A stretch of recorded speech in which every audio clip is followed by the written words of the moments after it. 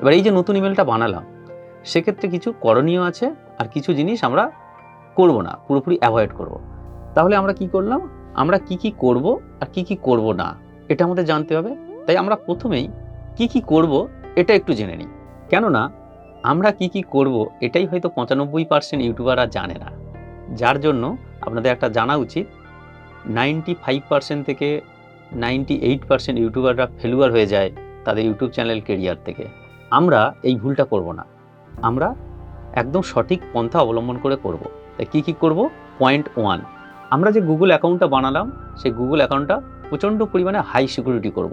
Point 2, আমরা যে related channel বানাবো সেই রিলেটেড নিশ আমরা সিলেকশন করে নেব আগেই। নিশ জিনিসটা কি সেটা আমি অন্য কোনো ভিডিওতে আপনাদের বুঝিয়ে দেবো। তাহলে আমরা কি করলাম, একদম আমাদের চ্যানেল রিলেটেড নিশ সিলেকশন করে নেব। সেই নিশ রিলেটেড যদি ভিডিও আমরা ওই ইমেলটা দিয়ে শুধুমাত্র সার্চ করব, আর অন্য কোনো ভিডিও সার্চ করব না। আবার এক্সাম্পল দিই, ধরুন আপনি একটি রান্নার চ্যানেল বানাবেন, তাহলে আপনার নিশ এখানে রান্নার চ্যানেল, রান্না। তাই আপনি আপনার ওই ইমেলটা দিয়ে শুধুমাত্র রান্না রিলেটেড ভিডিও গুগলে গিয়ে এবং ইউটিউবে গিয়ে ওই ইমেলটা দিয়ে সার্চ করবেন, আর অন্য কোনো কিছু সার্চ করবেন না।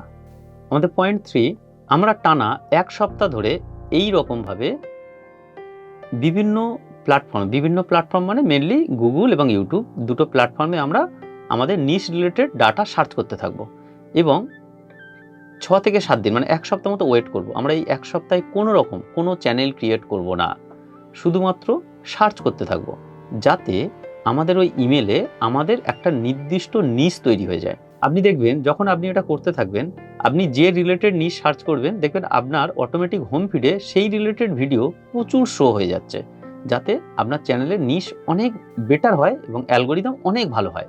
তারপরে কি করব, আমরা যখন আমাদের এই 1 সপ্তাহ ধরে আমাদের একটা নিশ সার্চিং চলবে, চ্যানেলের অ্যালগোরিদম স্ট্রং হতে থাকবে, তারপরে 1 সপ্তাহ পরে গিয়ে আমরা আমাদের এই ইমেলটা দিয়ে চ্যানেল ক্রিয়েট করব।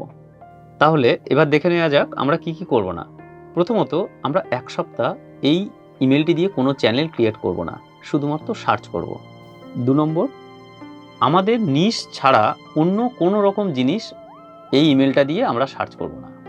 3 নম্বর, এই ইমেলটা দিয়ে আমাদের নিশ ছাড়া অন্য কোনো রকম কোনো ভিডিও পর্যন্ত আমরা দেখব না। 4 নম্বর, মেল ট্রাফিক সবসময় আমরা ক্লিয়ার রাখবো, যাতে আমাদের ডাটা অথেন্টিক তৈরি হয়। 5 নম্বর, সার্চ ইঞ্জিন অল টাইম আমরা ক্লিয়ার রাখবো, যাতে কোনো রং ডাটা আমাদের ইমেলের মধ্যে তৈরি না হয়।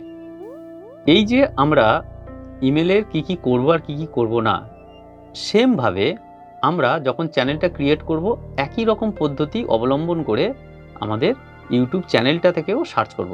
তাহলে একটা রাইট বা সঠিক আমাদের চ্যানেল নিশ তৈরি হবে, চ্যানেলের অ্যালগোরিদম তৈরি হবে।